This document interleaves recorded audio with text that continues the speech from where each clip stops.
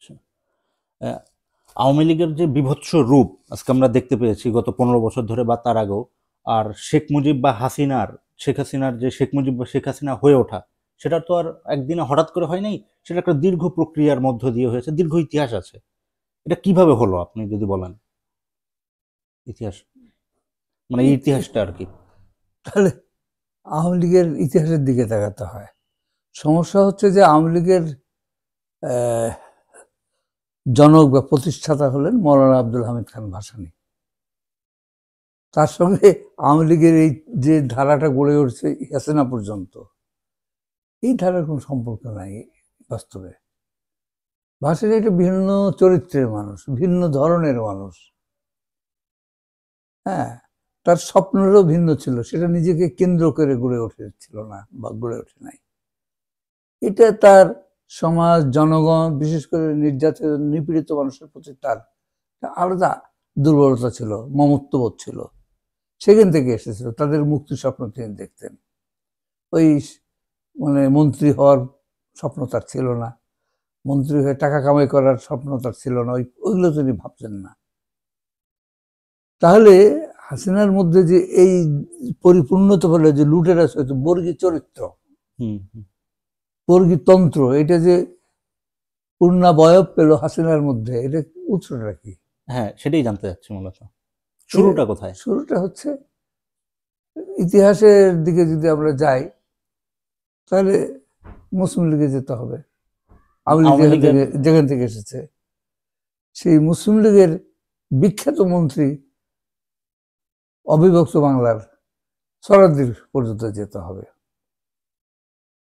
মূলত সরারদিক থেকে এরা এই শিক্ষাগুলো পেয়েছে। সরারদি সম্পর্কে জানতে হলে এই ব্রিটিশ যে শেখ আমলের, মুজিব, হাসিনা, এদের কথা বলছেন, হ্যাঁ হ্যাঁ, এদের লুটতরাজ এগুলো আর কি। এগুলো জানতে হলে সরারদির ইতিহাসে আচ্ছা। যেতে হবে।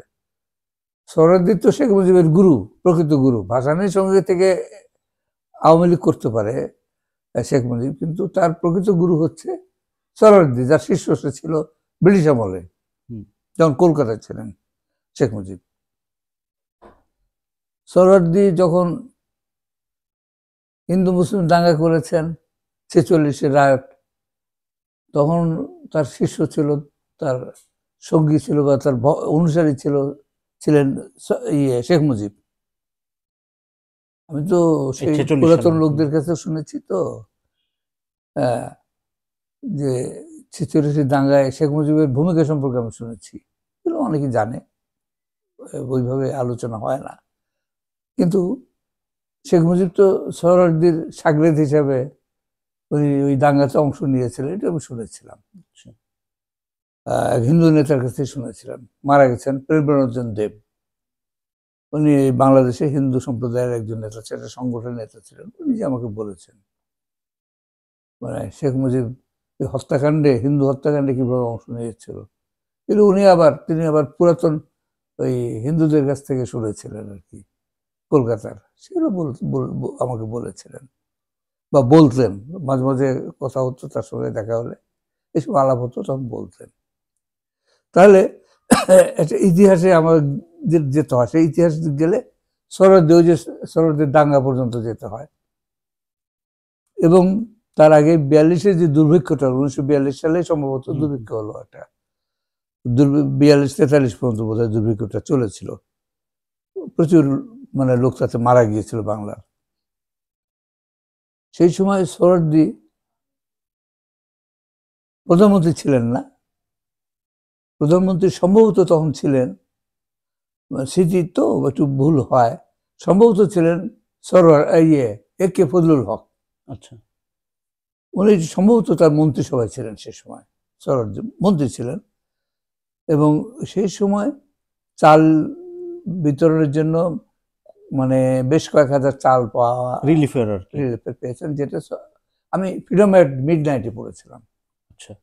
সেখানে কয়েক লক্ষ টাকার চাল বিক্রি করেছিলেন সোহরাওয়ার্দী, বিক্রি করে পকেটস্থ করেছিলেন। আচ্ছা, ফ্রিডম এট মিডনাইটে এটার উল্লেখ আছে। নাম খুব বিখ্যাত বই, ফ্রিডম এট মিডনাইট। ওতে আমি এটা পড়েছিলাম। এবং সোহরাওয়ার্দী সম্পর্কে একটা তথ্য সে বই দিয়েছিল, সেটা হচ্ছে রাতের বেলায় আমার যতদূর মনে আছে এইভাবে সব মানে বাক্যটা গঠন হয়েছিল, ইংরেজিতে অবশ্য বহুকাল আগে পড়েছিলাম। তো রাতের বেলায় সোহরাওয়ার্দীকে খুঁজতে হলে কলকাতার যে কোনো একটি বিখ্যাত মানে বাইজি বা বারংওয়ালা সেই সময় যারা ছিল, সেই সময় তার কাছে রাত্রেবেলায় হাজির হলে একজন না একজনের গৃহ থেকে পাওয়া যেত। সোহরাওয়ার্দীকে। হ্যাঁ, এই হচ্ছে সোহরাওয়ার্দী। এবং রিলিফের চাল ওই বই আমি পড়েছি, ফ্রিডম অ্যাট মিডনাইট, নাম করা বই, খুব ইংরেজ লেখকের বই, খুব নাম করা বই। এইটাতে আমি ওই চাল চুরির ব্যাপারে, চালের টাকা আত্মসাতের বিবরণটা পড়েছি, বর্ণনা পড়েছিলাম।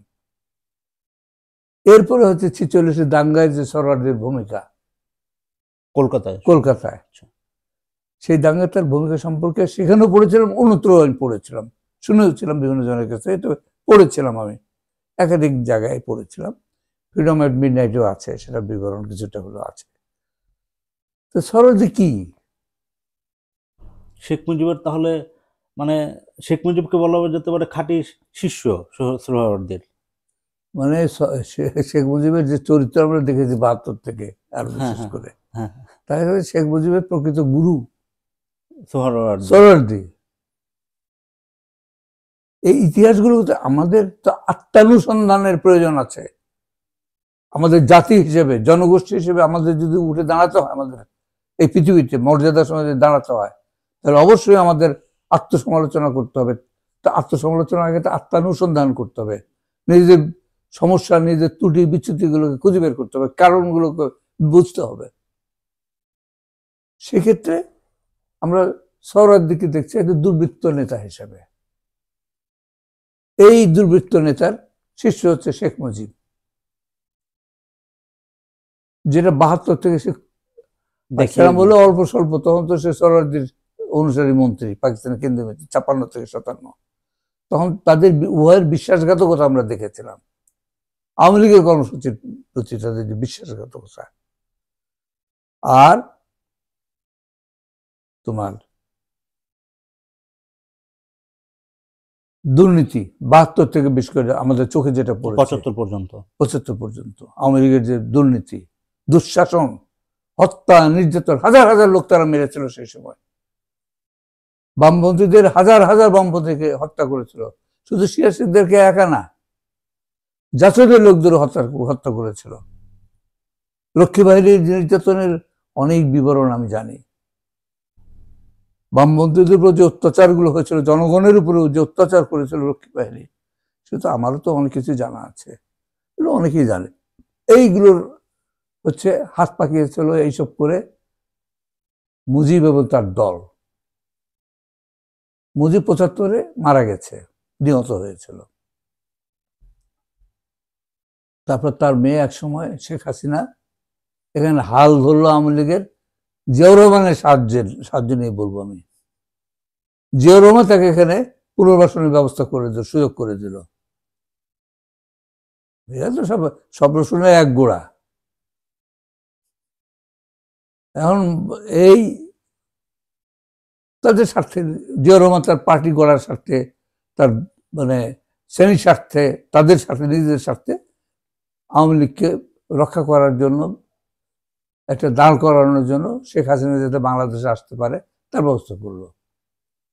এলো হাসিনা, এসে আওয়ামী লীগের যে রূপ, এই যে সোহরাওয়ার্দী থেকে যে জন্ম নিয়েছে যে চরিত্র, এটাকে পূর্ণাঙ্গ রূপ দিয়েছে হাসিনা, বিশেষ করে 9-এর পর থেকে, 2009-এর পর থেকে, 2009 থেকে এই যে 2024-এর আগস্ট, 5ই আগস্ট পর্যন্ত এই যে আমরা রূপটা দেখলাম, যার ফল যেখানে সে হাজার হাজার মানুষ হত্যা করেছে, বিকলাঙ্গ করেছে, পঙ্গু করেছে, অন্ধ করেছে, ছাত্রদেরকে, মূলত ছাত্রদেরকে, কাউকে ছাড়ে নাই, গৃহবধূকেও ছাড়ে নাই, বাচ্চাদেরকেও, শিশুকেও ছাড়ে নাই, হেলিকপ্টার থেকে গুলি করেছে, তো বাড়িতে গুলি করে মানুষ মেরেছে।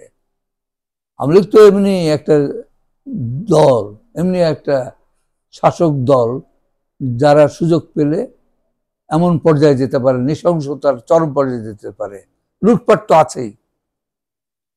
বর্গী, আসলে বর্গী লীগ, আওয়ামী লীগের আরেক নাম হওয়া উচিত বর্গী লীগ।